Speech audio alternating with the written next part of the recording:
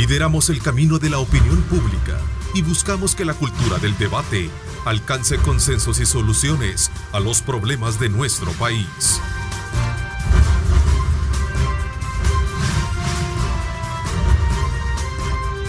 Diálogo con Ernesto López. Martes 9 de julio de 2019. Gracias por sintonizarnos, gracias por estar pendiente de nuestra señal. Desde muy temprano, como siempre, para colocar sobre la mesa temas de mucha importancia y que le permiten a usted tener una mejor claridad de los acontecimientos que marcan el pulso en el quehacer político, económico y social de nuestro país. Agradeciendo a Dios Todopoderoso por darnos ese privilegio. Bienvenidos a canales 15, 19 y 21. Esta mañana de día martes me acompaña el ministro de Justicia y Seguridad, Rogelio Rivas, con quien aprovecharemos de evaluar los alcances que ha tenido hasta la fecha el plan de recuperación territorial. Gracias por acompañarnos, ministro. Qué gusto tenerlo acá con nosotros. Gracias, Ernesto. Muchas gracias a Canal 21, Canal 19, al Grupo Megavisión por darnos la oportunidad y espero que ese evento sea de mucho provecho. Por cierto, ministro, hemos logrado medir ese nivel de percepción ciudadana con relación al plan y sin duda alguna esto está generando esperanza de que en un mediano o largo plazo logremos reducir la violencia en el país y por supuesto lograr ese despegue de la economía que tanto necesita y que obviamente este flagelo de la delincuencia ha venido golpeando fuertemente a la sociedad y por supuesto el tema de la economía. ¿Cuál es, ministro, su evaluación a casi un mes o después de un mes ya de haberse cumplido y de haberse implementado el plan de recuperación territorial? Bueno, Ernesto, mira, nosotros como Seguridad Pública nos sentimos satisfechos de los resultados. Si bien tú planteabas, llevamos un mes, 9 días como administración, pero tenemos 20 días, alrededor de 20 días en la ejecución del Plan Control Territorial. El Plan Control Territorial lo que busca es articular de manera con todas las demás instituciones del Estado el trabajo en cuanto a la seguridad pública. El abordaje es un abordaje integral. Nosotros como Ministerio de Justicia y Seguridad, el presidente de la República nos ha mandatado que debemos de trabajar en el combate frontal a la delincuencia y en la reinserción. Si tú te fijas, la fase 2 del Plan Control Territorial tiene que ver mucho con la prevención de la violencia. Y eso es donde están trabajando todas las demás instituciones del órgano ejecutivo. Nosotros estamos enfocados exclusivamente en el combate a la delincuencia, en el combate al crimen organizado y también dentro de poco haremos anuncios importantes en el tema de reinserción. Lo que pasa es que teníamos que como gobierno central tener control sobre los territorios, tener control sobre los centros penales. Cuando llegamos nos damos cuenta que efectivamente en los centros penales había señal de telefonía, señal Wi-Fi. Nos encontramos también con que los centros penales tenían cabinas telefónicas en las que cada reo podía realizar 10 llamadas a 10 números, como una especie de promoción de las que nos dan las compañías proveedoras del servicio. Así es, y habían iniciado con $50 de saldo y posteriormente se los incrementan a $100. En ese incremento de 50 a $100 se da un incremento en los territorios de la extorsión, del delito de la extorsión. Incrementa asimismo la extorsión y los homicidios. Es correcto, sobre todo los homicidios, que es, digamos, la parte más visible. La quizás, parte ¿no? mucho más visible, mucho más mediática del Plan Control Territorial. Lo que buscamos con el Plan Control Territorial es golpear las finanzas de las pandillas. Sabemos que una organización, si le debilitamos las finanzas, muy difícilmente va a poder mantener la estructura que tienen en los territorios. En eso estamos enfocados. Por eso es que el Plan Control Territorial abarca el trabajo en 17 municipios, que es donde se concentra el mayor flujo de personas, el mayor flujo comercial, que representaba incluso un corredor logístico en cuanto al tema de la extorsión de las pandillas. Y eso es lo que buscamos con este plan. Posteriormente, el presidente también nos solicita que intervengamos la Colonia La Gloria del municipio de Mexicanos, donde se había dado, hace como 2 fines de semana atrás, la muerte de un miembro de un agente de la policía. Estamos trabajando también en la Colonia La Gloria del municipio de Mexicanos. Ahí hubo 2 delincuentes muertos, ¿no? Sí, de hecho, lo que pasa es que la gente no lo llegaron a atacar por ser agente de la policía. Eran dos personas colaboradoras de la pandilla MS que se dedicaban al asalto de los locales comerciales. Entonces, al darse cuenta, la gente que estaban asaltando su negocio, viene él y se defiende. Y fue como mató, digamos, en el producto de intercambio a uno de ellos. Y el otro entiendo que salió herido, ¿no? Sí, el otro salió herido, pero no estuvo en ningún hospital del sistema público. ¿Murió en el camino, entiendo, o terminó? No, solamente falleció uno, que fue al instante. El otro todavía nos encontramos en la búsqueda, en la localización, ¿verdad? Así que en cuanto a la implementación del plan, estos 20 años nos sentimos como seguridad pública muy satisfechos. El tema de territorios es bien importante. Se han logrado identificar algunos de ellos, quizás los de mayor índice de violencia, ministro. Sí, y no solamente de violencia, sino que también donde hay un mayor comercio, porque lo que buscamos es, como te dije, es atacar las finanzas, es decir, acabar con el delito de la extorsión. Los gobiernos anteriores, tú te recuerdas, cuando se dieron los presidentes del monoturismo, se dedicaron a llenar las cárceles del país, es decir, un miembro de pandillas con solo el hecho de tener tatuajes iba y lo ingresaban a un centro penitenciario, lo que permitió tener un hacinamiento en las cárceles del país y que también las cárceles formaran parte de un centro de inteligencia y un centro operativo de las pandillas. Tú te has fijado en las acciones que hemos tomado como seguridad pública en los centros penales, que incluso hemos hecho algún traslado de reos de mayor peligrosidad a centros penitenciarios que tienen esa seguridad para poder albergar a este tipo de población. También hemos prohibido el uso de plásticos dentro de las tiendas que tenían los centros penales, porque nos percatábamos en las requisas y en algunos escaneos que le hacíamos al cuerpo de los reos que estaban ingiriendo el plástico cuando ya salían en libertad, y eso llevaban 16 mensajes que ellos le llaman huilas, y que iban hacia el exterior, en donde se ordenaban una serie de asesinatos y donde también se ordenaba una serie de extorsiones. Ministro, quizás esta era la pregunta por la cual debimos haber comenzado. Ustedes tienen prácticamente mes y días de estar como gobierno, 20 días por ahí creo que anda el plan, ¿verdad? Correcto. Cuando ustedes se encuentran, cuando usted llega, cuando entran de lleno a trabajar, sin duda alguna las cosas, ¿cómo estaban, no? ¿Cuál era el diagnóstico con el cual ustedes se encuentran? ¿Había discrecionalidades? ¿Qué plan había ahí, no? Porque el gobierno anterior, si le preguntamos en algún momento, dice, bueno, nosotros logramos también controlar la delincuencia, teníamos esas acciones, etcétera, etcétera. ¿Cuál es el punto, digamos, neurálgico ahí? Cuando nosotros llegamos a Seguridad Pública, de hecho, ellos habían decretado algo similar al estado de emergencia que nosotros habíamos hecho. Medidas extraordinarias. Sí, eran medidas extraordinarias. Estas no sigue, no entró. De hecho, las medidas extraordinarias tenían un tiempo de vigencia, es decir, no eran de manera constante en el tiempo. Pero estas medidas extraordinarias nada más abarcaban 6 centros penales. Es decir, en estos 6 centros penales habían medidas de seguridad extremas que de alguna forma no tenían contacto o no se mandaban especie de mensajes hacia el exterior de los centros penales. Sin embargo, nosotros hemos decretado estado de emergencia en los 28 centros penitenciarios del país, porque como Estado, como gobierno, no teníamos control de los centros penales. Había mucha discrecionalidad en cuanto al uso de las tiendas, es decir, cada reo también tenía alrededor de $100, $150 de saldo para poder comprar en las tiendas. Ahí donde se fomentaba el uso del plástico.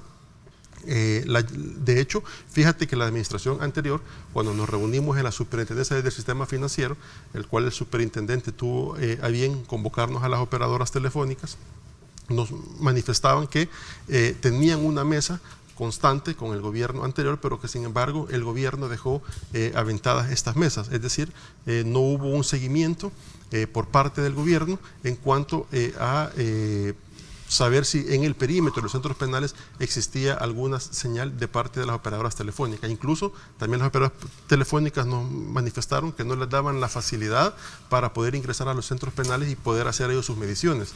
Entonces, como tú puedes ver, no había una voluntad real de cambiar la seguridad pública en el país. Todavía se emitían órdenes, salían llamadas de los centros penales hacia los territorios, ordenando homicidios de policías. Tú te has fijado que en lo que va de ejecución del Plan Control Territorial no hemos tenido un homicidio hacia los policías, hacia los miembros de la Fuerza Armada. Incluso también hemos tenido, ya hemos comenzado a experimentar una baja en los homicidios. El día sábado cerramos con 2 homicidios, uno de ellos era pandillero.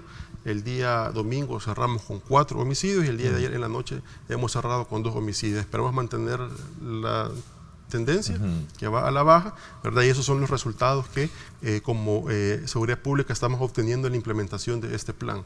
Este plan lo que nos garantiza es también la permanencia en los territorios, permanencia constante.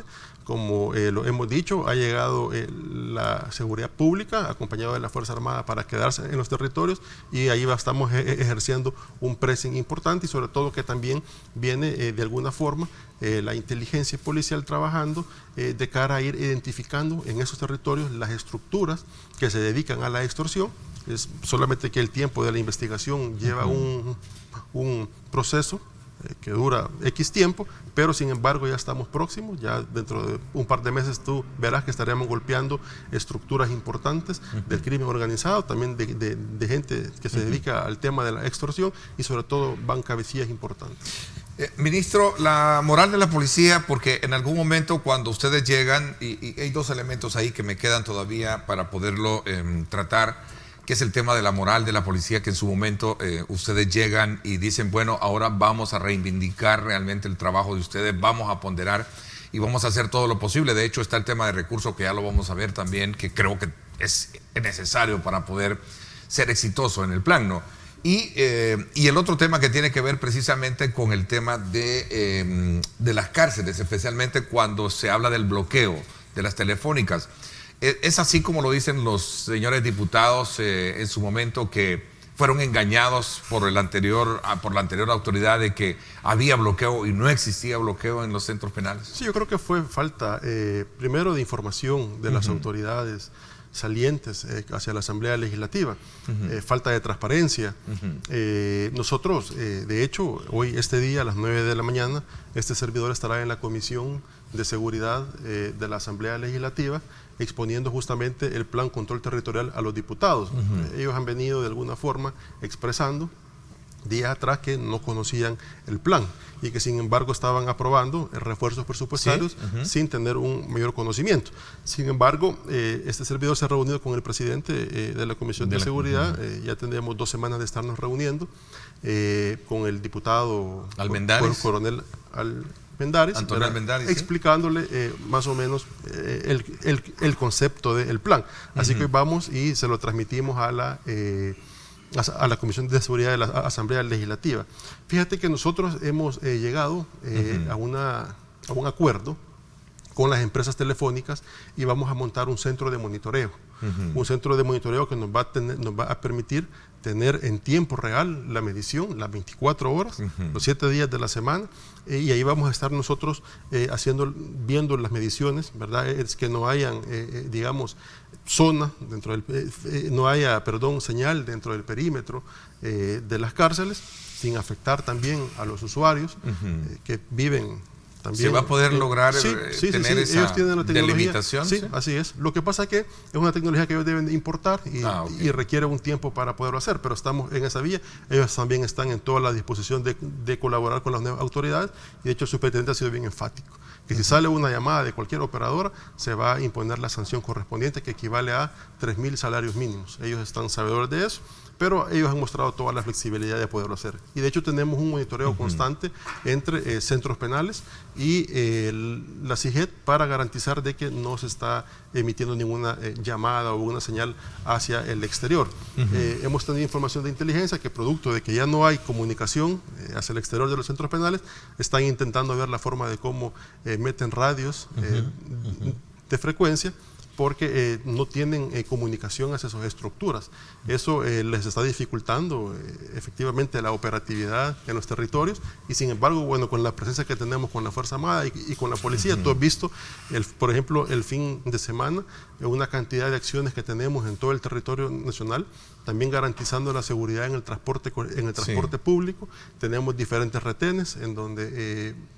bueno, el presidente dio la orden de alternar en el tema de los autobuses, ¿no? Sí, así es decir, que exista presencia dentro de las unidades del transporte, porque nosotros solo estábamos trabajándolo en los retenes, ingresábamos al bus, ¿verdad? De alguna forma pedíamos colaboración a los usuarios, que íbamos a registrar el bus, que íbamos a registrar también a las personas, porque si tú te recuerdas, lo que queremos es evitar el incidente que se dio en el Congo un viernes por la noche, en donde violaron a dos mujeres. Sí. A dos mujeres, eso es lo que queremos evitar. Y ese mismo fin de semana, el día sábado, en Usulután también, unos pandilleros en moto también le disparan a un bus. Ahí no tuvimos ningún incidente que lamentar, pero lo que estamos tratando de evitar también es justamente eso. ¿Hay respuesta del AMPA a todas estas acciones de ustedes? ¿Perdón? ¿Hay respuesta de ellos? Es decir, ¿reacción? Mira. ¿Están reaccionando? No. ¿O tienen controlado ustedes ya? Sí, tenemos controlado. No sé si neutralizado, creo que es el término, ¿no? Tenemos controlado. Por supuesto, hay de alguna manera...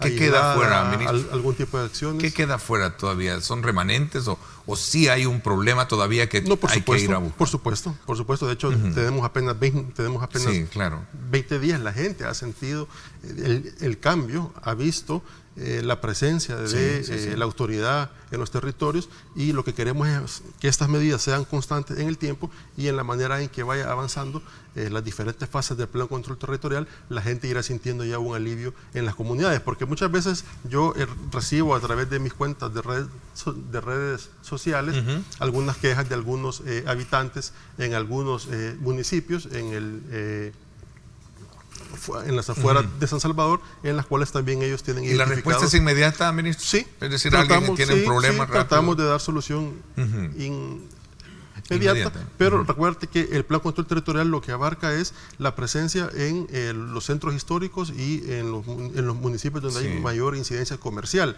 pero sin embargo nosotros no estamos descuidando el trabajo de la Policía Nacional Civil en cuanto al trabajo que vienen realizando de manera conjunta con la Fuerza Armada en los demás territorios. Incluso estamos nosotros también en la vía de fortalecer la policía rural para que nos permita también tener una efectividad no solamente en los centros históricos, sino que también en la parte rural del país. San Salvador, centro histórico, ¿está neutralizado el problema? Sí, si tú te has fijado, no hay estadísticas en cuanto a homicidios, incluso en el centro histórico. Ahí lo que estamos también haciendo es un trabajo de inteligencia, identificando aquellas estructuras que se están dedicando al tema de la extorsión dentro de los mercados, en la zona de gran comercio del centro histórico, para garantizar también el turista internacional que ahora llega al centro histórico producto de la remodelación y la recuperación del espacio, garantizar de que ahí no va a existir ningún hecho delictivo para que puedan tener toda la confianza de poder llegar y hacer turismo interno. Ese es un punto elemental que usted menciona, ministro, el tema de la confianza de la población, y este ha sido digamos, con un eslabón bastante débil que se ha tenido para poder llegar a profundizar y resolver los problemas de la extorsión, es la confianza de la población. ¿Cómo piensa bajo esa, digamos, estrategia de gobierno y de autoridad lograr ese nivel de confianza en la población para denunciar sus extorsiones? El presidente presentó un audio en la reciente reunión que tuvo con su gabinete de seguridad y sin duda alguna pues es impactante realmente lo que sucede cuando una persona está siendo rentada, ¿no? O extorsionada. Sí, por supuesto. De hecho se vive la familia, el grupo familiar en torno a esa extorsión vive un rotundo calvario, ¿verdad? Sin embargo, fíjate que la gente poco a poco está perdiendo el miedo. Muchas veces hacen denuncias a través de las redes sociales. A mí me llegan una cantidad de mensajes a través de mi cuenta de Twitter, de mi cuenta de Facebook. Esa es la inteligencia comunitaria, justamente, la que te permite ir recabando información de cómo se están moviendo estos grupos en algunos municipios, porque hasta con fotos te lo envía. Estamos, como te dije, tomando una reacción inmediata cuando recibimos este tipo de denuncias. Estoy también por reunirme con empresarios del transporte colectivo que ya también incluso han visto y han sentido desde ya una baja en las extorsiones y quieren reunirse conmigo para llegar a digamos, a entablar una especie de plan, de un pequeño plancito de seguridad para, así como el presidente de la República lo ordenó el día de ayer, pero incluso también ellos ya quieren sumarse al no pago de las extorsiones.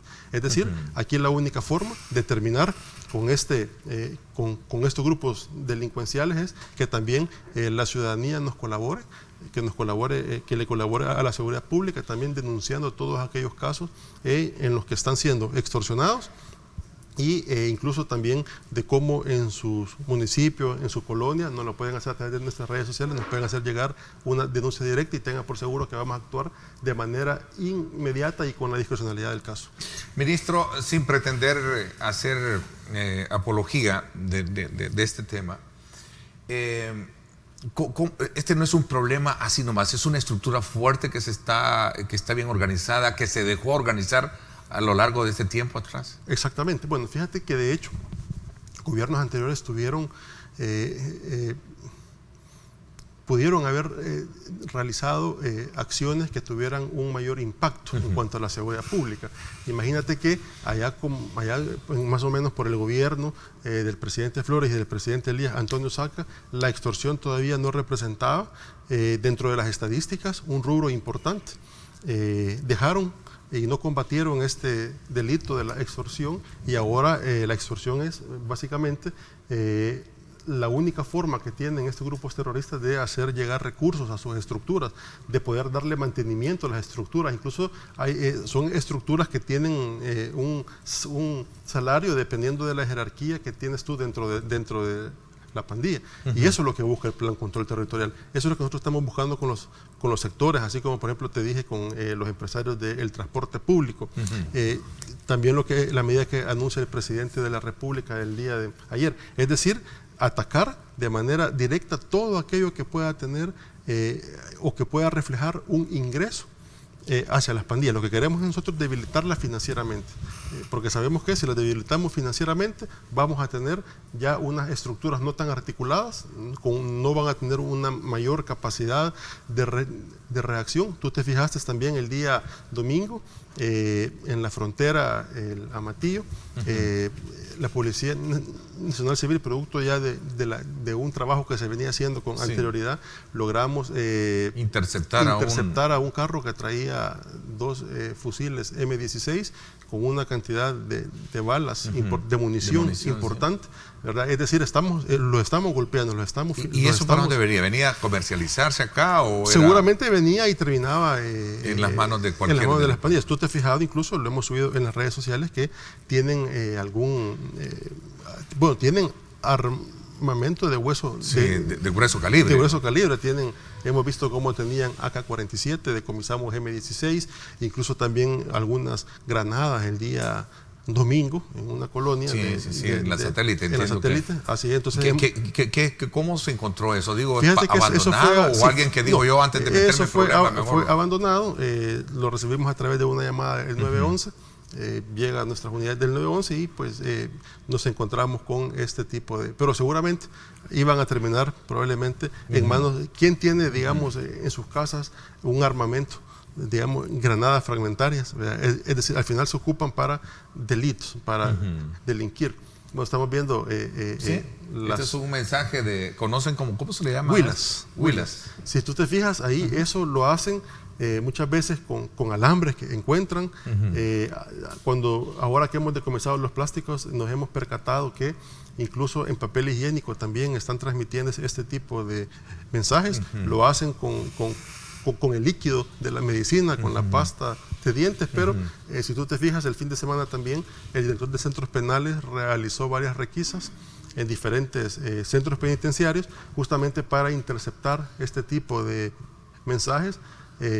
Tenemos que saber como autoridad pública, bueno, esa persona que está ahí en pantalla fue el que ingirió 13 huilas, que estaba por salir en libertad el día sábado.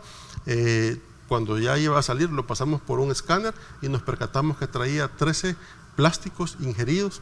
y nuevamente pues quedó a disposición de las autoridades y por supuesto no permitimos que... ¿Y este iba en libertad condicional? No, este ya iba en libertad, ya había terminado el periodo de sentencia o lo que había. Así es. Y bueno, de hecho incluso hasta nos hemos reunido, el día viernes nos reunimos con el presidente y con algunos jueces de la Corte Suprema de Justicia. Es un buen punto que vamos a ver ya un poquito más adelante. Solo un poco para salir de esto, ministro.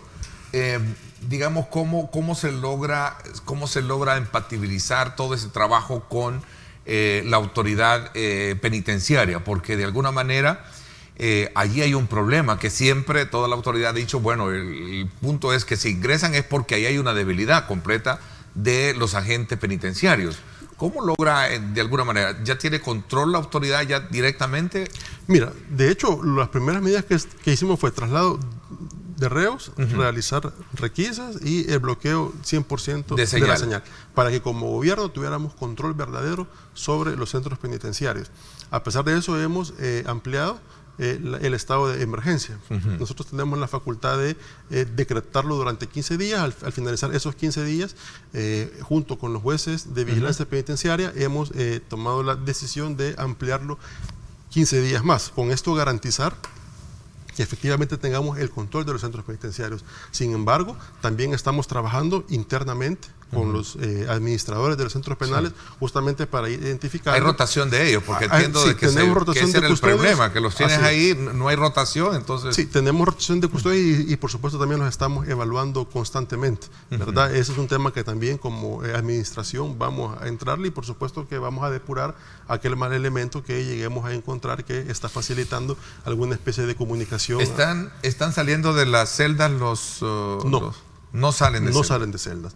Es decir, ellos lo que se les ha suspendido son las famosas llamadas a través de las cabinas telefónicas, se les ha suspendido la visita por parte de familiares y esto ha pedido el presidente que se mantenga hasta que dejen de extorsionar y dejen de asesinar. Es decir, esa es la única condición. Ellos están en las celdas, ahí se les lleva su alimentación, pero sí no están teniendo ningún contacto hacia el exterior. ¿Cómo asimilan ustedes las críticas que reciben de aquellos sectores pro derechos humanos que en algún momento creen que se están violentando algunos principios en esta materia? Mira, definitivamente no se está violentando ningún derecho humano. Como dijimos, tienen ellos su atención médica, tienen ellos su alimentación. Llegamos a un acuerdo con la Corte Suprema de Justicia, porque debe de ser así, para que puedan salir a las audiencias, para que no vayan a quedar también en libertad por el vencimiento de algún plazo. Hemos tenido ese cuidado como autoridades, porque no nos conviene que salga libre. Claro, y que sale los procesos libre pueden ser cabecilla alterados si no hay esa... Es correcto. Digamos, disposición de traslado, etcétera, para las audiencias, entiendo, ¿no? Sí. De hecho, hemos pedido incluso, no sé si tuviste que abordar más adelante, pero incluso pedimos que se nos facilitara también las audiencias virtuales para también garantizar de alguna forma que el privado de libertad no salga del centro penal, ¿verdad? Para evitar que salga una comunicación hacia el exterior. Pero en cuanto a tu pregunta, no estamos violando los derechos humanos de los privados de libertad. Lo que hemos hecho nada más es una exposición de las condiciones en las que tenemos los centros penitenciarios. Incluso también, con eso también estamos garantizando también los derechos humanos de las personas que también están... Primero son de los buenos en el sentido del derecho. Es correcto. Imagínate que hemos detenido a los privados de libertad que estaban ya por salir de centros penales. Uno había ingerido 26 huilas, otro había ingerido 13 huilas. Esas eran órdenes que iban hacia el exterior, eran homicidios. Y también tenemos que garantizar los derechos humanos también de la gente que está, del salvadoreño honrado, del salvadoreño trabajador, ¿verdad? Así que tengan la plena seguridad que no estamos, simplemente estamos haciendo que la cárcel funcione como tal, ¿verdad? Ahí no tiene que ser un centro de rehabilitación, un centro de reinserción, que a esa etapa vamos a trabajar ya con centros penales una vez hayamos quitado el estado de emergencia y que como gobierno tengamos control al 100% de todas las cárceles del país. Este se mantiene por tiempo indefinido. Tiempo indefinido, así es. O serán 15 días como según lo vamos a ir evaluando en la materia. Parece que son 15 días, ¿no? Así es, lo vamos a ir evaluando como seguridad Pero pueden pública. ser postergables, ministro. Pueden ser postergables, así es. Claro, hay que hablar con los jueces de vigilancia penitenciaria porque ellos de alguna forma son los que te autorizan el estado de emergencia. Hay que fundamentarlo bien, hay que explicarlo bien. ¿Hubo buen entendimiento con la autoridad judicial? Voy a hablar de esto, voy a hacer una pausa y regresamos ampliando un poco ello. Gracias a ustedes por estar con nosotros. En la segunda parte del programa estará Felisa Cristales, quien este día va a enfrentar precisamente una reunión con el Comité Disciplinario de Arena junto con Milena Mayorga y otros dos más. Vamos a conocer de ella sus impresiones con relación a este tema. Esto será en la segunda parte. Vamos a la pausa y regresamos con más en este análisis sobre los resultados del Plan Control Territorial con el ministro de Justicia, Rogelio Rivas. Así es que vamos a la pausa y regresamos. Son las 7 de la mañana en punto. Gracias a usted por estar enviando sus comentarios y preguntas a nuestra dirección @diálogo21 @Neto López Radio. Este es el informe del tráfico desde el Megadrón. Gracias a Seguros del Pacífico. Seguros del Pacífico te ofrece full cover y cero deducible en tu seguro de vehículo. Para más información, llama al 2283-0800 o contacte a su asesor de seguros. Vámonos entonces ahora con nuestro Megadrón hasta el sector del Boulevard Los Próceres. Allá recorremos la parte que corresponde de occidente a oriente, buscando el sector de Montserrat, y luego vamos a, desde luego, aprovechar, conocer un poco el giro de conexión que tenemos con la 49 Avenida. Ahí está, eso es parte de lo que se está viviendo en este sector de la 49. Estamos en Los Próceres, ¿no? Aquí estamos en esta conexión que nos lleva, creo que aquí estamos a la inversa, él estaba llevando a otra. Aquí creo que si no me equivoco, es la Monseñor, ¿no? ¿Corríganme? Sí, es la Monseñor. Aquí tengo un dato que no es el que me corresponde, pero bueno, así está el tráfico. Conexión en la avenida Manuel Enrique Araujo. Hay bastante tráfico. Toma en consideración esa señal.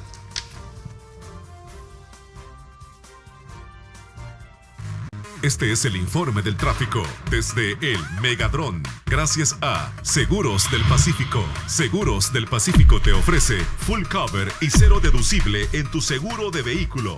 Para más información, llama al 2283-0800 o contacte a su asesor de seguros.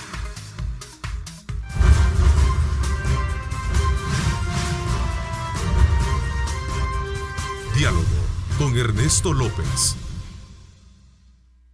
Estás viendo Diálogo con Ernesto López.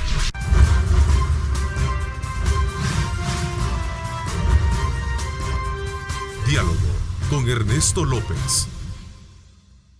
Bueno, gracias nuevamente por estar con nosotros. Saludos muy cordiales a quienes están en sintonía a través de Megavisión Go. Ahí está nuestra señal, tanto en Twitter como en nuestras páginas en Facebook. Usted puede compartir la señal con todos sus contactos. A ver, ministro, decía de esta reunión con el sector justicia, en el sentido de poder hablar temas de mucha, digamos, importancia, no solo en el tema de cómo respetar los debidos procesos, sino que también de cómo ellos pueden contribuir a resolver, a ser parte de la solución, porque este es un problema de carácter integral, ¿no? Así es. De hecho, eso es lo que le manifestaba al presidente de la Corte Suprema de Justicia, al doctor Pineda, que eso nosotros debemos de enfrentar de manera coordinada los tres órganos del Estado. Este tipo de flagelo, al final de cuentas, nos afecta a todos. Eso no es un tema exclusivo del Ejecutivo, o si una vez digamos, como seguridad pública, nosotros capturamos a los delincuentes, desarticulamos una banda, la llevamos a los tribunales, Es decir, ahí no termina nuestro proceso. Yo no puedo decir, bueno, hoy ya queda en manos del sistema judicial y yo me desentiendo como seguridad pública y dejo que eso llegue hasta ahí. Al contrario, a nosotros nos interesa como seguridad pública que tanto la Fiscalía como la Corte Suprema de Justicia sean exitosas en la implementación de todo el articulado de leyes que ellos tienen ahí para poder lograr una condena definitiva a todo este tipo de pandilleros que se dedican a los homicidios y al tema de las extorsiones. Ellos están en toda la disposición de colaborarnos como Corte Suprema de Justicia. Incluso sacamos el compromiso de fortalecer el tema de las audiencias virtuales. Fíjate que muchas veces estaba en el centro penitenciario, está, digamos, la sala donde se lleva a cabo las audiencias virtuales, pero muchas veces cuando heredamos nosotros el sistema, veíamos que tenían la infraestructura, pero no había un switch donde poder conectar el monitor, por ejemplo, o el aparato tecnológico que nos permitía tener, digamos, ese enlace al tribunal correspondiente. O también ellos se quejaban de que los audífonos que se les ponían y los micrófonos eran de baja calidad y que también tenía mucho que ver porque no escuchaban, no tenían un audio adecuado para poder llevar la audiencia virtual. También incluso del internet, de los puntos de red, que también tenían problemas y que se cortaba la transmisión de la señal cuando estaban realizando la audiencia. Nos comprometimos nosotros como seguridad pública y centros penales a mejorar todas estas condiciones para poder llevar y tener ya un 100% de audiencias virtuales, salvo algunos casos especiales que se requiera la presencia de quien se está juzgando, pero lo que queremos nosotros idealmente es implementar desde el centro penal la audiencia virtual para no tener incluso que trasladar a los reos, también ahorrarnos un poco en la logística y también garantizar de que en el traslado de ese reo no se corre el peligro de fuga, ¿no? No se corre, uno, el peligro de fuga, y dos, que puedan de alguna forma dar un mensaje o dejar una famosa huila, ¿verdad? De alguna forma, o dejarla en el camino, ¿verdad? Para poder cometer algún hecho delictivo. Ministro, hablando de las cárceles, ¿qué pasó con Azocambios?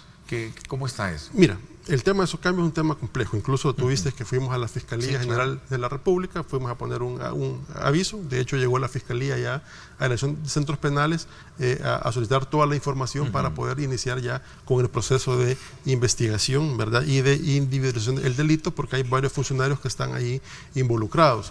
El problema de Azocambios es que era una ONG que manejaba fondos públicos y justamente, si manejaba fondos públicos, tenía que garantizar ciertos requisitos de ley, cumplir con ciertos requisitos de ley para la compra de aquellos proveedores que suministran todos los bienes y servicios que dan a las tiendas penitenciarias y también, de alguna forma, el pago de las planillas. Imagínate que justamente lo que buscaban era obviar el proceso LACAP. Es decir, ellos decidían a qué proveedor poderle comprar. Incluso no solamente a las tiendas penitenciarias, sino que también compraban computadoras, compraban equipos, compraban vehículos de fondos públicos y no iban estos a licitación.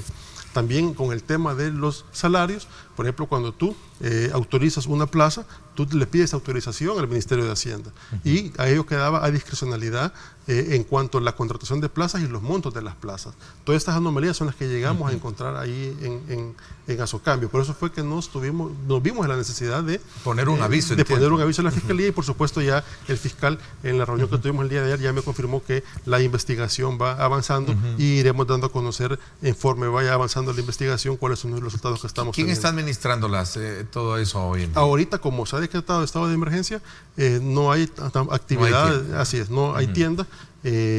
Nosotros estamos ya realizando nuestro proceso de auditoría y ver también la forma en cómo vamos a legalizar ya nuevamente las tiendas penitenciarias para que ya sean administradas nuevamente por la Dirección General. Esa figura que decían los señalados, en este caso las antiguas autoridades, de que quien asume como presidente de la ONG es el ministro, ¿existe esa figura? ¿O? Mira, intentaron... Ministro, viceministro, director de PN, sí, de hecho, cárcel, ¿verdad? Mira, de hecho, la fundación, si tú la pides en el Ministerio de Gobernación, ahí están los nombres de las personas que conforman la junta directiva de esta asociación.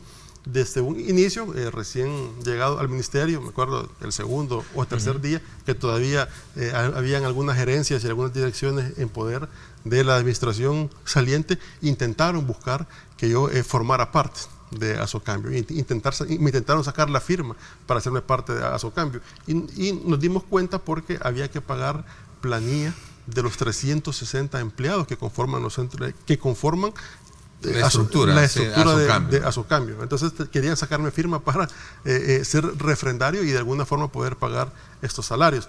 Sin embargo, evidentemente, no la firmó. Le pedí al equipo jurídico que todavía nos está colaborando en la transición que estamos realizando, ¿verdad? Y ellos fueron los que me dijeron, mire, aquí hay algo que huele mal, denunciémoslo. Y así fue como el señor presidente de la República hizo conferencia de prensa y anunció todos los hallazgos que habíamos encontrado en el proceso de revisión de esta ONG, digámoslo así, ¿verdad? Tienen unas oficinas ellos aquí en la Escalón, tienen algunas casas alquiladas cercano a la Dirección General de los Centros Penales que incluso se están pagando con fondos públicos, pero que pertenecen a esta ONG. A esta ONG. Entonces ahí va a haber mucha tela que cortar. Y esta figura del presidente, vicepresidente, no sé quién más, el director allá, inmediatamente terminaron su periodo. ¿Salieron de ahí? No. De hecho, ahora, después de que fuimos a poner la denuncia en la Fiscalía, están renunciando poco a poco, ¿verdad? Es decir, ahí se están, incluso el exdirector jurídico del Ministerio de Gobernación estaba involucrado también en toda esta junta directiva. Así es. Así que cuando se dieron cuenta que ya estábamos investigando, unos se salieron, otros renunciaron de manera voluntaria. Eso lo que te indica es, obviamente, que tienen algún temor de enfrentar este proceso. Ok, ministro, recursos, cuénteme un poquito, sí se necesita de muchos recursos, ¿está la Asamblea Legislativa acorde a tono con lo que se necesita? Mira, por el momento nos han aprobado los refuerzos presupuestarios que hemos solicitado. Primero se solicitó un refuerzo presupuestario de $5 millones que iban a ir orientados en la compra de uniformes y botas para el personal tanto de la Fuerza Armada como de la Policía Nacional Civil. Ya se iniciaron con los procesos de compra de estos uniformes. Posteriormente también se pidió, creo que la semana pasada se aprobó 31 millones más de refuerzo presupuestario, que va una muy buena parte a la Fuerza Armada, porque están llamando el tema de los reservistas, van a hacer el tema de incluso reclutamiento de tropa. Y también para la Policía Nacional Civil, para que aquellas personas que están, aquellos efectivos militares y aquellos miembros de la Policía Nacional Civil que están inmersos y están trabajando en el Plan Control Territorial, poder mejorarles las condiciones de trabajo que ellos tienen en cuanto a la alimentación. Bueno, ¿es correcto el tema del reclutamiento a propósito, ministro? Mira, lo que se ha pedido, justamente la ciudadanía. Hay quienes tienen cierta, digamos, como temor, cautela de infiltraciones. Esto corresponde al Ministerio de Defensa, obviamente, ¿no? Yo escuché alguna opinión el día de ayer, incluso a través de los medios de comunicación, creo que fue a través del Canal 21, que la población lo ve bien. Incluso también vi unas reacciones de algunos diputados de la Asamblea Legislativa en las que estaban de acuerdo. Gana ha propuesto, está hablando de el servicio militar obligatorio, ¿no?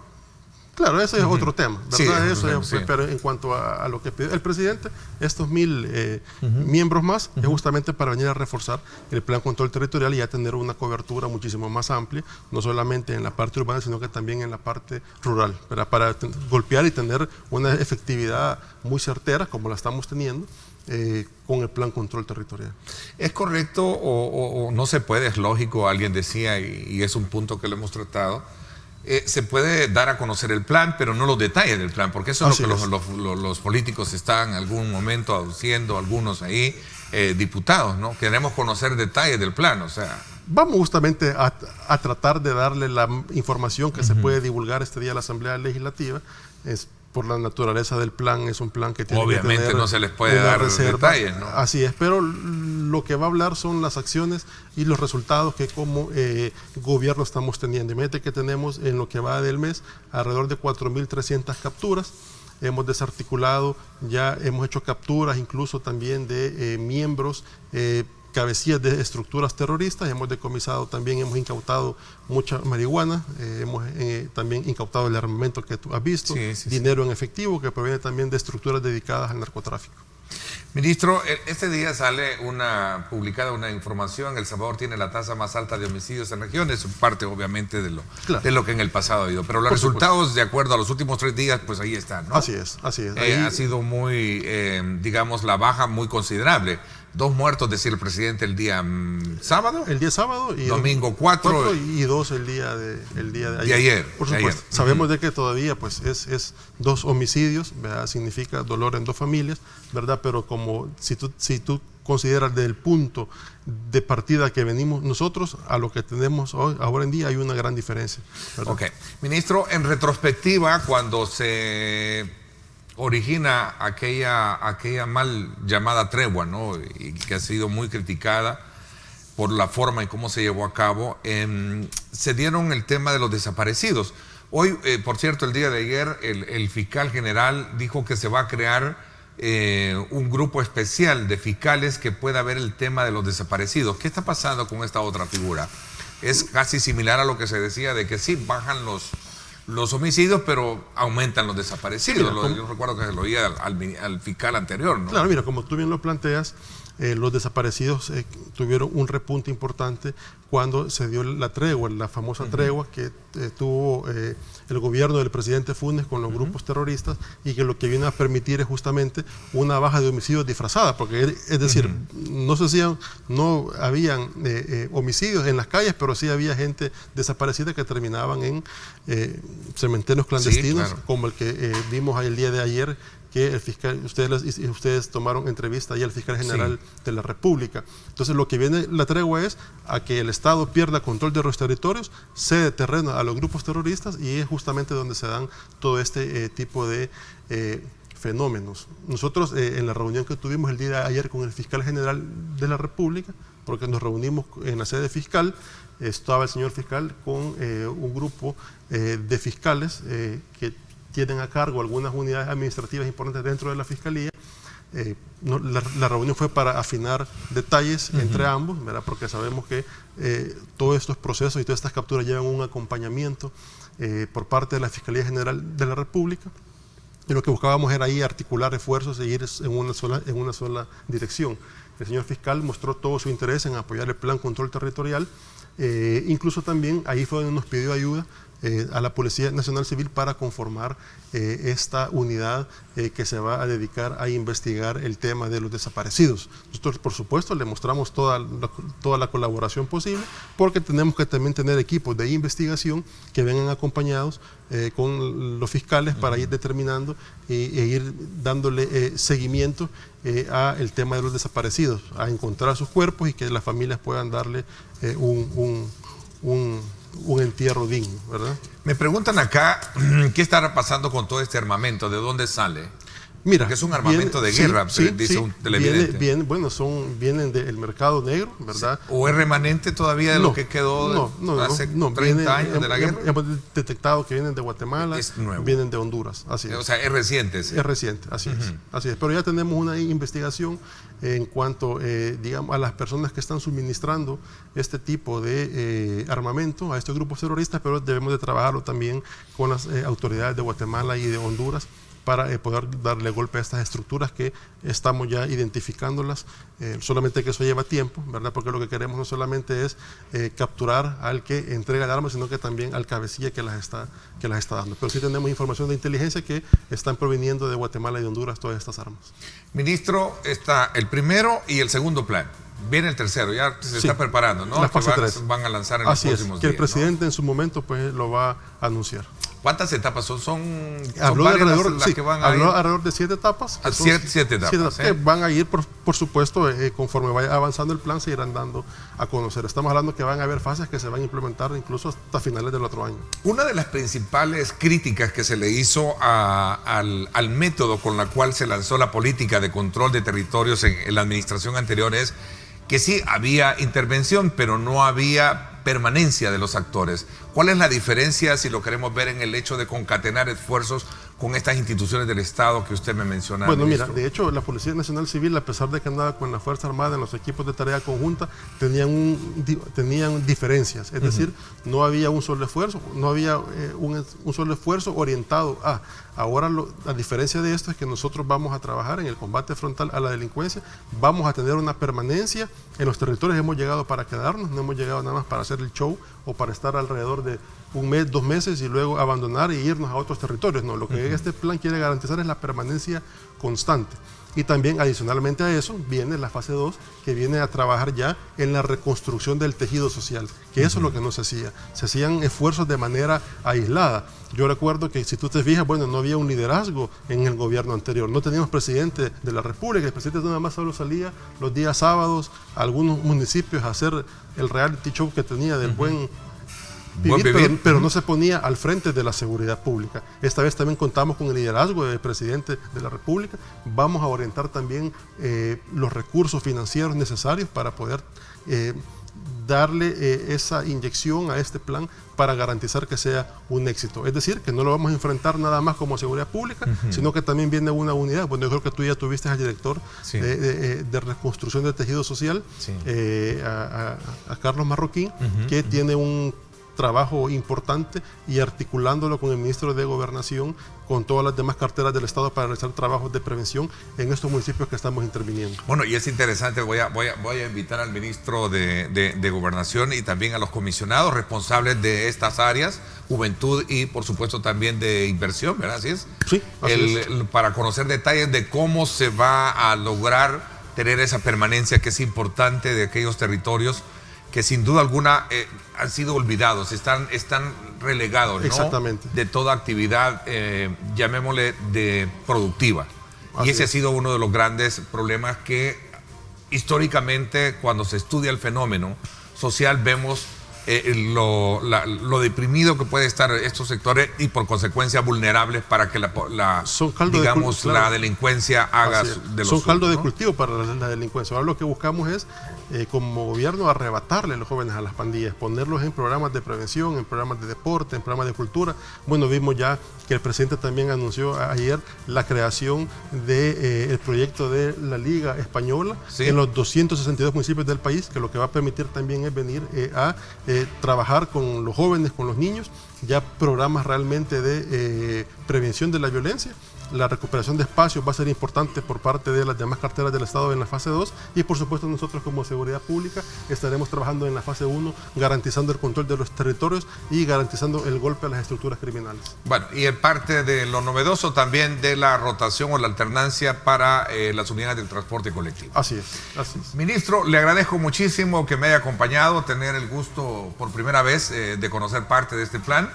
Vamos a, desde luego, siempre este espacio a estar a su disposición para poder conocer en detalle toda la estrategia y el trabajo que se hace para bien de este país. Gracias por habernos acompañado. Gracias a ti, Ernesto López, y por supuesto un saludo a todos sus televidentes. Como no, muchísimas gracias. Nos vamos a la pausa.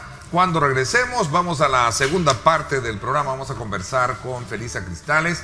Ella es diputada del Partido Arena y vamos a hablar precisamente sobre estos procesos internos que hay en su contra y de la cual pues también otros diputados tienen y que forma parte de la situación que vive el Partido Arena. Así que hablamos de ese tema en cuestión de segundos.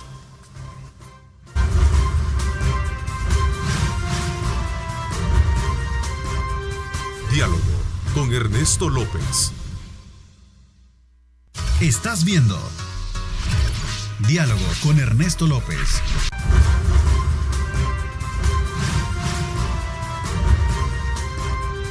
Diálogo con Ernesto López. Bueno, gracias nuevamente por estar con nosotros. Agradecemos como siempre su fiel sintonía, esa permanente, desde luego, estadía con nosotros. Gracias por darnos ese voto de preferencia y de poder estar atentos al análisis, a la discusión de temas muy importantes. Esta mañana me acompaña acá en nuestros estudios la diputada Felisa Cristales, diputada del Partido Arena. Vamos a hablar precisamente sobre esta suspensión que ha hecho el partido en cuanto a un proceso, como resultado de un proceso interno, Así es que desde ya, bienvenida, gracias por acompañarnos, Felisa. Muchísimas gracias y sobre todo agradecer a ustedes que nos sintonizan desde casa en estos momentos. Muchísimas gracias de verdad por estar con nosotros. Decías que casi por lo general en momentos así de crisis nos vemos acá, Felisa, Sí. y no con tantas iniciativas legislativas que tienen, ¿verdad? No, de verdad que hay un gran número en lo personal de iniciativas que me encantaría compartir con ustedes, pero de verdad que estábamos comentando que casi siempre venimos a la hora que se hace un problema. Que se hace una situación de esta naturaleza. A ver, las diputadas Milena Mayorga, su persona, entiendo que también Gustavo Escalante, este día han sido citados, ¿no? Así es, de la semana pasada, los últimos días de la semana pasada, pues en mi carácter personal recibí un citatorio, una demanda, y ahí se me informa de qué es lo que se me acusa y se me pide que acuda ahora a las 7 de la noche, en un principio al Hotel Terraza, ahora al COENA si no me equivoco, pues para darme por enterada. De eso Sí. trata el documento, de qué es la acusación, etc. A esto se suma también algunas restricciones de participación en reuniones de la fracción. Una medida cautelar, sí, ¿Sí? para que no asistamos a reuniones de fracción, así mismo. ¿Qué significa ya eso? Bueno, ya se había dado, ya se estaba dando de ¿No manera... estaban llegando, no estaban asistiendo a las reuniones de fracción? No nos estaban convocando de manera informal, sin habernos notificado nada. Nada más que ahora se toma ya esa medida como medida cautelar para la asistencia a las reuniones de fracción, que no podamos ir mientras se lleva a cabo todo este proceso. ¿Y esto es producto así de manera concreta por algo en particular o es la generalidad de posturas que han asumido ustedes No, en algunos temas de partido, en algunas críticas hacia el partido? Es por temas específicos y menciona algunas declaraciones, como por ejemplo el tema del hospital, el tema de las escuelas, perdón, y la construcción del edificio de la Asamblea. En aquel momento, cuando nosotros apoyábamos esta iniciativa del entonces presidente electo, el actual presidente, que para la reorientación de recursos que, si no recuerdan, pues no se pudo dar con el tema del BESIA y todo esto. Entonces, por apoyar esa iniciativa, pues esa es una de las causas. Otra de las causas es pedir la renuncia de la dirigencia, la renovación del partido, hablar de que se permita la renovación, de que no se exija incluso que los jóvenes que están adentro del partido pues tengan que opinar de una u otra forma, que permitan las diferentes opiniones. Y bueno, más o menos por ahí, por los temas de renovación, los temas de apoyo, por ahí va la cosa. A ver, ¿es esto un problema político y no de disciplina? Dice el periodista Paolo Luers en su carta. ¿Cómo lo calificas? ¿Es un problema político? Es un problema político. No de disciplina. ¿No? Quisiera un poco comprender ambos términos, ¿no? Bajo tu perspectiva, ¿no? Bueno, tal vez de disciplina me imagino que se refiere a que pues es un partido verticalista, ¿no? Que de arriba te tienen que dar las órdenes de todo. Ese sería el caso que fuese la disciplina. Lo que Arena siempre ha tratado es, pues, o por lo menos lo que hemos tratado es de que Arena, en lo personal sí he tratado de que Arena abandone esa práctica de ser, de dar órdenes, de decirte tenés que hacer esto, y que te permita la libertad y la diferencia de opiniones. Eso es el ideal de Arena, que dentro de Arena pues exista una libertad de pensamiento. No creo que se trate de un problema disciplinario, yo en eso concuerdo, creo que es más un problema político, un asunto de no permitir las diferentes opiniones o controlar que la renovación sea como yo quiero que sea, pero no en un rumbo honesto, sino que desde una fachada donde el partido dice esta es la renovación, pero a la larga gente que piensa igual. ¿Me explico? Es como ir permitiendo que entre gente joven, pero gente joven que piensa igual, que ya no representa a los salvadoreños. Y básicamente es uno de los problemas que yo siempre he señalado. El problema no es que Arena no permita diferencias, sino que el problema es que Arena quiere controlar esas diferencias, que esas diferencias siempre estén dentro de lo que se acepta. Yo puedo dedicarme a un tema o a otro, pero no a un tema que afecte a financistas de Arena, por ejemplo. Ya en ese momento ya comienzan los problemas. Puedo desmarcarme de una votación porque se permite en reglamento, en apariencia, el voto de conciencia, pero no si afecta a una o a otra persona del partido, o si existe de parte de la dirigencia una opinión encontrada, pues ahí ya el término renovación cambia.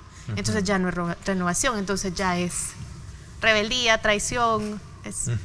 ¿Y eso es violentar los estatutos? ¿Está contemplado de manera concreta donde te dicen no puedes criticar, no puedes votar, o es parte de un reglamento, digamos, y no de ley, si lo queremos ver ya desde el punto de vista de estatuto, ¿no? Lo que está contemplado es que no se vuelva público. Es que no se vuelva público, que sea una crítica interna.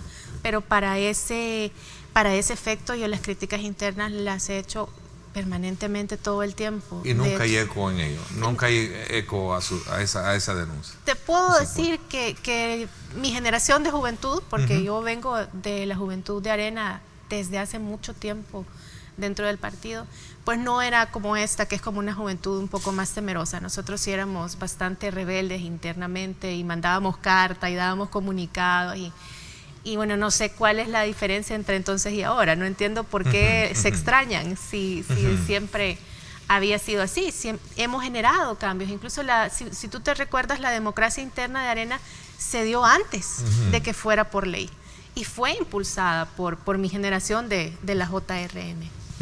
Entonces, para mí es normal el tema de generar cambios. Me extrañó la demanda porque toda se trata de renovación, que en algún momento incluso hasta candidatos a la presidencia del COEN hablaban de renovación en las elecciones pasadas, y de repente esas son las palabras que se condenan. De repente el decir la verdad, el decir así como estamos, no estamos representando, cuando las elecciones pues dieron un resultado que confirmaban que Arena no está representando a la mayoría, y decirlo pues se vuelve un motivo de suspensión o de demanda, si tú lo quieres ver así. ¿Y estas son faltas graves? Porque entiendo que las han calificado como falta grave. De acuerdo al documento están calificadas como falta grave, sí. O sea, hablamos de un verticalismo, ¿qué? Pragmático, no lo sé, porque no tener ese tipo de libertades en algún momento a cualquiera lo hacen, bueno, pensar. Y entonces, ¿en qué se sustenta la actuación de un diputado? Y sobre todo cuando tiene libertad, digamos, para votar y hacer alarde, por cierto, no sé si es el artículo 100 de la Constitución, que lo tienen ustedes ahí en mismo. Grande, sí. En grande, ¿no? Legalmente. Es el artículo 121, ¿correcto? 125. Jurídicamente hay mucho que alegar. Yo no quiero entrar en ese tema porque llevas tu propia defensa ahora, ¿no? Porque tengo mi propia defensa y pues no sería estratégico comentarles en cuanto a dónde va planteada la defensa, pero jurídicamente hay mucho que argumentar. Incluso si dentro del reglamento de Arena pues así se contemplan esas faltas, pues vamos a ver qué tan legal es ese reglamento, ¿no? Bueno, el presidente de la Asamblea Legislativa, el doctor Norman Quijano, al ser consultado, dijo ayer, bueno, la institución, el partido debe de trabajar en conjugar esas diferencias para velar por un mismo objetivo. Voy a hacer una pausa, regreso un poco para comprender mejor la salida que esto puede tener, porque al final, si yo recojo en el fondo del espíritu de los cuales muchos comentan al respecto, sostienen que más allá de poder establecer una sanción o de expulsión contra ustedes, el impacto para el partido como que no es muy beneficioso. Vamos a hacer una pausa. Gracias por estar con nosotros. 7:36 minutos. Gracias por sintonizarnos. Gracias por estar enviando sus comentarios a través de @diálogo21, @Neto López Radio.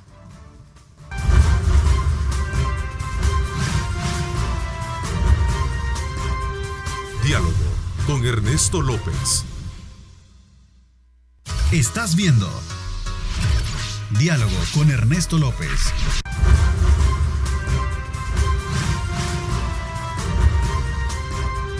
Diálogo con Ernesto López. Bueno, gracias nuevamente por estar con nosotros. Hablando precisamente de las posturas en las que asumen Felisa Cristales, Vilena Mayorga, Gustavo Escalante, Arturo Magaña, son los rebeldes, se les califica como los rebeldes en Arena, ¿no? Y todo bajo también la mirada de creer que ustedes están insatisfechos con el partido y que a lo mejor están ligados a el partido que pueda llegar a formularse ya, que es sería el partido de gobierno Nuevas Ideas, ¿no? Mira, no tiene nada que ver con otro partido. De verdad que en este momento yo no he tenido ningún contacto, no está dentro de mis planes, ni siquiera la posibilidad, ni con ese ni con otro partido. Sin embargo, sí tiene mucho que ver de cambiar el partido en el que estoy. Y como te digo, a mí no me queda claro en qué momento se perdieron, si yo desde la campaña, y ese es otro criterio que podemos ocupar, yo dejé bien claro que era de cambiar la forma de hacer política y a eso quería llegar y a eso me quería dedicar, a propuestas que la gente no toca porque no son políticamente correctas, pero que sí son de beneficio para la población. Y eso es lo que he hecho desde que llegué. Yo he sido totalmente honesta en plantear mis propuestas, en plantear un discurso coherente. Sobre todo para mí ha sido muy importante la coherencia con la que yo me maneje dentro de la Asamblea Legislativa. Si tú pudiéramos analizar las votaciones, que lo hemos estado hablando con el equipo, yo he tratado de mantener siempre que vaya el interés de los salvadoreños primero. Votar por aquello que sí va en beneficio de los salvadoreños, y si hay una decisión que a la larga va a afectar a los salvadoreños, no votar, que es precisamente lo que siempre he hecho. Yo creo que la coherencia dentro de esto tiene mucho que ver con la confianza que la gente te tiene. Si de repente tú venís a hablar de responsabilidad fiscal, pero das el voto cuando el partido te dice por ciertas cosas que van a endeudar más al partido, que lo van a emproblemar económicamente, a la larga, cuando tú quieres venir a criticar a un presidente, la gente se da cuenta. La gente ya no es como antes, que la gente pasaba desconectada de la política. Cuando tú quieres venir a criticar, te dice, bueno, pero tú votaste allá por aquel despilfarro que hizo aquel gobierno. De eso se trata, y eso es parte de las razones por las que en general los partidos tradicionales han perdido la confianza, porque apoyan algo que no está bien si lo está haciendo mi partido, si en algo me va a beneficiar, pero nunca ha sido el interés de los salvadoreños parte de la coherencia del partido. Y eso es una de las cosas que yo he tratado de evitar. Para mí se trata de ser coherente, para mí se trata de trabajar por los salvadoreños, no se trata de ningún partido. Como diputada estoy atada a la decisión de los salvadoreños, a representar lo que piensan los salvadoreños, no a representar. Es cierto, uno entra por el partido, pero al final de cuentas yo estoy ahí por los salvadoreños, y eso es un mandato constitucional.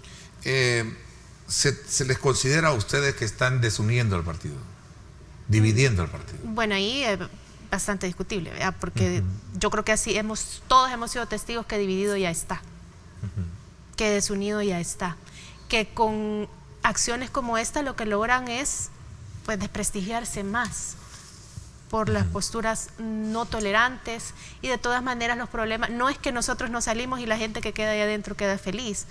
Todos vemos las diferencias que existen en las reuniones. De verdad que yo te digo que a las últimas reuniones no han asistido, pero sí todos hemos sabido que ha estado muy tensa la relación también. Entonces, ¿y cómo ha sido la relación ya dentro de la asamblea, dentro del grupo? Bueno, yo las relaciones no te puedo decir que hay una agresión, porque yo trato en la medida de lo posible. Digo bullying, hay marginación. Sí hay intentos, digamos, pero te voy a contar algo muy particular. Cuando a mí, y no relacionado a este incidente, sino anteriormente, alguien trató de faltarme el respeto, como uno para defenderse, pues me defiendo sola, nunca más volvieron a tratar. Una vez pasó el ciego y más nunca volvieron a tratar de faltarme el respeto en lo personal. Ese fue al principio de la legislatura. Tal vez alguien que no me conocía, una persona nueva, sí trató de sobrepasarse, y yo lo puse en su lugar y más nunca volvió a ocurrir en la fracción. Hoy por hoy las relaciones conmigo son bastante cordiales, incluso con el jefe de fracción. A pesar de todo el proceso que se está llevando, pues yo he tratado de llevarlo cordialmente con todos. No te puedo decir una cosa de violencia contra la mujer, no, fuera de las declaraciones absurdas que hemos visto en estos últimos días, pues, pero no. El incidente de un audio que circuló también ahí, ¿qué pasó con eso? Vergonzoso. Nada más la forma de hablar de una persona, se dio a conocer él solo, pero no es algo que representa, no es que representa al partido o que representa a la fracción. Esas son declaraciones puramente personales. ¿Cómo cayeron esas declaraciones o esos comentarios que creo que fueron aislados, ¿no? Fue un audio, entiendo. Que se sentía en confianza, sí. ¿no? Bueno, primero, haya sido quien haya sido que se refirió, pues lamentablemente la gente se dio cuenta de cómo habla, la gente generaliza hacia todo el partido y da la impresión de que la cosa es más violenta y hay más maltrato de lo que realmente hay. O sea, sí, los temas están tensos, sí, las relaciones están friccionadas, pero no se trata, menos en lo personal, de un maltrato. Yo, si en algún momento voy a ver las declaraciones, pues de todos, porque en este momento sí estoy revisando lo que todo el mundo ha dicho, como todas las declaraciones de todos los miembros de Arena, por tema del proceso en el que estoy, pero no voy a personalizar, sino que voy a tratar de discutir el proceso que se está llevando en contra mía.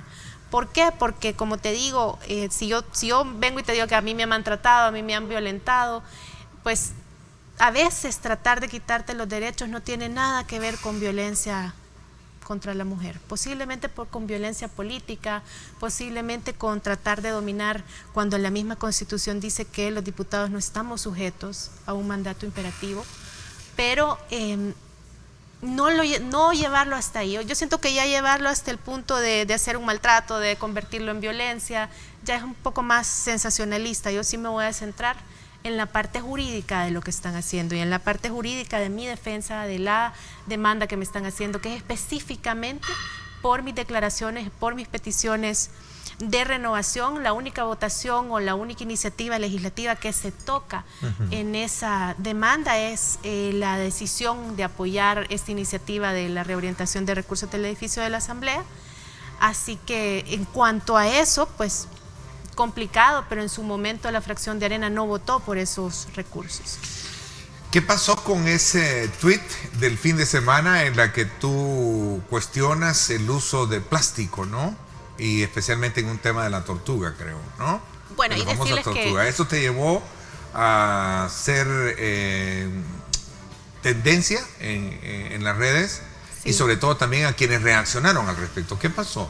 Bueno, comentarles que para mí el tema de las tortugas, todos quienes me siguen en redes sociales se han dado cuenta que, bueno, a mí en realidad me gustan los animales. O sea, es como algo que no tiene nada que ver con política, sino que me gusta apoyar toda iniciativa que apoye el respeto de la naturaleza, ¿no? Pero dado que soy diputada por el Departamento de la Libertad, tengo varios proyectos y apoyo varios viveros del Puerto de la Libertad. Entonces resulta que yo veo una publicidad de una empresa en específico que hace pues plásticos, y veo tortugas marinas cuando yo sé que el ciclo de vida de la tortuga es muy complicado. Mire, que lleguen a edad adulta es sumamente difícil, de 1000 que se liberan solamente viven 100. En fin, es una tragedia lograr que una tortuga llegue a edad adulta, y cuando llegan a edad adulta el 90% mueren por ingerir algún plástico que, en el caso de El Salvador, un gran porcentaje del plástico que consumimos no es reciclable. A ver, tú dijiste la hipocresía y la ironía juntas. Productores de plástico pagando publicidad sobre la conservación de tortugas marinas. Esto se volvió tendencia, reacciones de toda naturaleza, incluso de connotados políticos y empresarios. Bueno, imagínate, complicado porque, y mucha gente, sin conocer el entorno de la tortuga marina, te das cuenta que la gente en realidad está pensando que el reciclaje tiene algún efecto en la vida marina. El reciclaje, por supuesto, que disminuye el efecto que el plástico tiene en los mares, pero ¿qué pasa con todo el material que no es reciclable? Mire, la bolsa de gabacha, como la conocemos, no es reciclable. El Durapax no es reciclable. Por más que una empresa se mate reciclando, si sigue produciendo bolsa de gabacha no reciclable y Durapax, está afectando a la tortuga marina. Por eso era que yo le decía, es hipócrita y es irónico, porque todos sabemos que lo que se come la tortuga marina es precisamente el no reciclable. La botella, esa botella ahí es muy grande, esa le afecta a otro tipo de especies, a la ballena, al delfín, Pero la bolsa esa que no se recicla, esa que truena, ese material que suena, ¿verdad? La del súper, la de la gabacha que venden en el mercado, esa no es reciclable. Entonces hay mucha desinformación. Todo esto decirles que hay un conjunto de propuestas que van encaminadas al tema del plástico, a la reducción del uso del plástico de un solo uso, valga la redundancia, y pues a dejar de usar los material como Durapax, que no tiene ninguna manera de reciclarse. Están hablando de un tipo de material que es el supuesto plástico biodegradable. El plástico no es biodegradable. Lo que sucede es que se deshace y se convierte en polvo de plástico, pero la molécula de plástico siempre es plástico. ¿Qué es lo que va a pasar cuando sustituyamos la bolsa de gabacha por esta bolsa que se deshace y se vuelve polvo de plástico? Que vamos a tener toneladas de polvo de plástico en el mar o en el aire. Entonces, ojo con la desinformación que se está llevando, y las iniciativas van hacia ahí. Ya, independientemente de qué personalidades se manifiesten, yo creo que sí, los salvadoreños tenemos que saber que uno de nuestros grandes recursos son los recursos naturales. A ver, nuestro buen amigo Romeo Auerbach nos escribe, Ernesto, dice cuántas veces hizo Johnny Wright lo mismo que ellos 4 y no pasó nada. ¿Cuál es la diferencia? Sí, bueno, nadie le dijo nada, nadie suspendió a Johnny. Johnny se desesperó y se fue. Porque el trato siempre fue igual. Ok, voy a hacer una pausa, regreso. ¿Cuál es el futuro o cuál será el futuro de los 4 hoy con este proceso que los lleva a este encuentro de este día, 7 de la noche? No están convocados, ¿sí? Voy a la pausa, no me cambie y regresamos.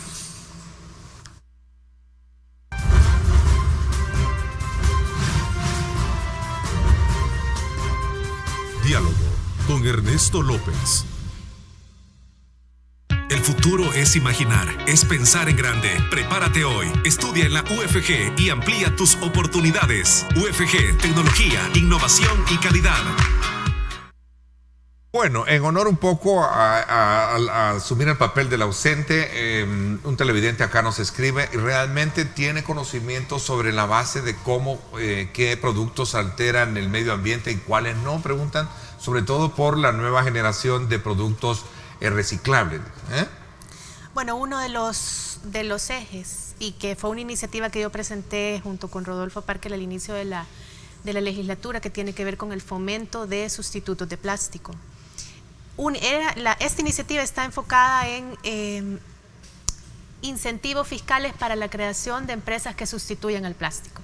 Sin embargo, sí comentarles que sí tengo una serie de propuestas, al igual que como lo hice con el tema del transporte, sí hay una serie de propuestas relativas al plástico. Ya sepamos que esto va a traer un costo, con fuerzas políticas dentro de Arena, que muchos han sido financistas, pero mi deber no es con un grupo, y mi deber sí es decirle a la gente, no es cierto que una tarea de reciclaje buena sea suficiente como para solventar los problemas medioambientales, sobre todo si nosotros queremos aprovechar los recursos naturales en temas marítimos, la biología marina, el turismo de la biología marina. Aquí no se puede recibir porque no tenemos playas ecoamigables, no tenemos una playa para que vengan biólogos marinos a analizar por qué la tortuga. ¿Y te sorprendió las reacciones que esto creó fuertes, no? No me sorprendió porque yo ya había tenido algún contacto con ese sector. Cuando yo presenté la primera propuesta, ¿también te enfrentaste? Me llamaron, me citaron, yo no lo conocía, acababa de entrar. Y fue una reunión pues no muy amigable, porque la verdad mi postura era la misma. Mire, hay que reducir el consumo, yo no estoy tratando de afectar la empresa de nadie, esto no se trata de nombres, esto no se trata de intereses económicos, eso no se trata que yo esté buscando ganar algo para mí ni por cerca. Esto se trata de una diferente forma de ver la economía. Yo necesito fomentar una manera de que empresas nuevas crezcan, de que comunidades crezcan de los recursos naturales que tienen cerca. De eso se trata. Y una comunidad grande que vive de la conservación de las tortugas marinas y que su ingreso económico podría mejorar muchísimo si lográramos atraer un turismo de biología marina en El Salvador, que lo tenemos todo, que lo que no tenemos son playas limpias, que lo que no tenemos es una cultura de usar productos biodegradables, y tenemos que cambiar, porque además de generar una producción de productos sustitutos del plástico, también es una nueva economía emergente. Y hacia eso voy. no es hacia afectar a los que ahorita están produciendo plástico. No se trata de afectarlos, se trata de hacer una transición en el plástico de un solo uso. Tampoco estoy diciendo que es todo el plástico. Hay un plástico que sí es perfectamente el reciclable que preguntaba el televidente, ¿no? Totalmente, no es todo. Además hay productos, mira, hay países que hicieron una transición de ser dependientes de la bolsa y de la pajilla, pasaron a generar, por ejemplo, insumos médicos de plástico, cambiaron la industria para dedicarse únicamente a hacer o a producir aquel plástico que sí se puede reciclar. Y de esa manera pues conservar su medio ambiente, y el turismo de hecho ha ido creciendo y se vuelve otra fuente de ingreso que no hemos contemplado como parte de nuestra fuente de ingreso de El Salvador. Lo que en este momento estoy tratando es ir hacia ahí, es esa economía de las playas que depende de la tortuga, que en un momento evolucione y llegue a depender del turismo de la tortuga, que ella lleva un ingreso mayor. Felisa, ¿cuál será el futuro político de ustedes, sabiendo de que pues esta violación que argumenta el Tribunal de Primera Instancia bajo la acusación que se le hace, que son 5 infracciones, entiendo, viendo acá el resultado del escrito, establecidas en el artículo 133 de los estatutos del partido? Bueno, decirte que en este momento para mí es un proceso. Ok. Y eso es nada más, seguir el proceso legal. Estoy pues acompañada de mi equipo, el abogado que trabaja conmigo. También hemos estado pues buscando apoyo afuera. Y de eso se trata, nada más. Ahorita estamos en un proceso, no voy a dejar que se violenten mis derechos políticos. Voy a seguir trabajando por representar a los salvadoreños. Y para mí, a cualquier costo. Yo desde que vine, yo creo que yo lo dije contigo, yo aquí no he venido a pasar 30 años. Y lo dije en la reunión de fracción. Ni he venido a pasar 30 años, ni me voy a morir porque me digan que no me puedo reelegir. Lo que voy a hacer es hacer las iniciativas en menos tiempo de lo que yo lo tenía proyectado y hacer las presiones sociales para que esas iniciativas tengan eco. He presentado iniciativas para que no nos puedan hacer estos cobros excesivos cuando caemos en mora, que nos hacen a veces hasta cobros diarios, que no puedan, que tenga la banca que darles ingreso a empresas informales. Estoy trabajando por eso también, porque el 70% de las MIPYMES son informales y con aislarlas lo único que hemos logrado es favorecer a la usura. Vamos ahora a permitir que entre la banca formal, que es la que tiene una tasa menor. Voy a estar también viendo por el tema del quedan, para que no hayan abusos a la hora de que se le da un quedan a un pequeño empresario que termina con su empresa. También voy a estar viendo por el tema de los recursos naturales, el tema del turismo como un ingreso para toda la zona de las playas de El Salvador. En este caso también se favorecen las playas que no son de La Libertad. Y también vamos a estar viendo las mejoras en el tema de transporte, que es un tema igualmente complicado como el del plástico. Tienes trabajo en agenda, ¿no? Para desarrollar una buena agenda legislativa. Y que la vamos a seguir realizando, ¿sí? Al ¿No margen de todo. ¿No te quieres ir de arena? No, yo no me quiero ir de arena. No, en lo más mínimo. Yo voy a dar la batalla para no irme de arena. Ok. El tiempo se me fue. Quiero agradecerte, Felisa, que nos hayas acompañado, y espero que esa agenda la desarrollemos más adelante, ¿no? Y no solo en momentos de crisis, como lo dijimos extra cámara, que nos vemos, ¿no? Solo en momentos críticos. Muchísimas gracias. Buenos días, y cuando tú me digas vemos las iniciativas. De hecho, creo que hay mucho análisis en el último que tú planteabas, que es el tema de los quedan. Creo que esa es una de las grandes tareas que hay que corregir si queremos darle una oportunidad de crecimiento al mediano y al pequeño y al gran empresario, que él mismo también se va a beneficiar. Aquí nos vamos de alguna manera a beneficiar todos. Es un ganar-ganar, definitivamente. Sí, un ganar-ganar. Sobre todo creo que es una de las grandes iniciativas que deberá llevar nuestro buen amigo Paul Steiner, que es el presidente de CONAMIPE ahora, ¿verdad? Y por supuesto también de iniciativas que sean respaldadas como lo que tú planteabas. El tema del quedan, que no pase los... ¿Cuántos días es? Mire, se están haciendo varias propuestas, en mi propuesta sí está que sea no mayor de 30 días. Si es mayor de 30 días, que ya devenga un interés, pero lo que estamos tratando de hacer es buscar márgenes. Si es menor de tanto la deuda, 30 días, si es mayor, Claro. Como un esquema para que pues ninguna Sí. empresa se emprobleme. Una tabla, ¿no? Una tabla. Una exacto. tabla de amortización, digámoslo Sí. así, para que usted no tenga que esperar 6 meses Sí. sin ver ni un centavo de interés de eso y teniendo que pagar por el factoraje, y el factoraje tiene el interés muy alto. Bueno, hay un sinfín de cosas que tratar, que tiene que ser una es un tema entrevista que aparte. me comprometo a tratarlo más adelante. Es una de las iniciativas que tiene nuestro buen amigo también, el periodista Rafael Domínguez. A él le he escuchado mucho y yo lo apoyo muchísimo a Yo he Rafael. estado sí, reunida con Rafael, también él ha sido de verdad que un gran apoyo para darme todos los insumos y para comprender Sobre cómo es ese este tema. problema. La tasa de factoraje también es otra cosa Así es. que tenemos que ver. Bueno, te agradezco muchísimo, suerte con lo que este día les toca a ustedes y vamos a estar a la expectativa de ver cuál es el resultado Gracias del a ti curso. y gracias a ustedes que nos acompañan. Gracias por mi parte, esto es todo por hoy, pásenla bien y como siempre recuerden lo más importante, amar a Dios sobre todas las cosas. Lideramos el camino de la opinión pública y buscamos que la cultura del debate alcance consensos y soluciones a los problemas de nuestro país.